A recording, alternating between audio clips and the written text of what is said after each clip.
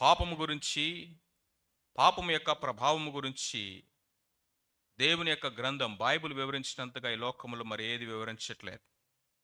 ఎందుకంటే that is the universal problem.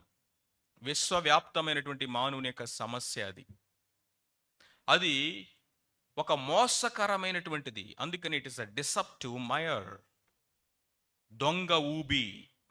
దొంగ ఊబి అన్నప్పుడు అది ఊబిలాగా కనపడదు, కానీ అందులో దిగితే ఇంక వాడు బయటికి రాడు. It is not only deceptive but it is also destructive. అది వినాశనకరమైనది. అందుకనే అది నాశనకరమైన గుంట.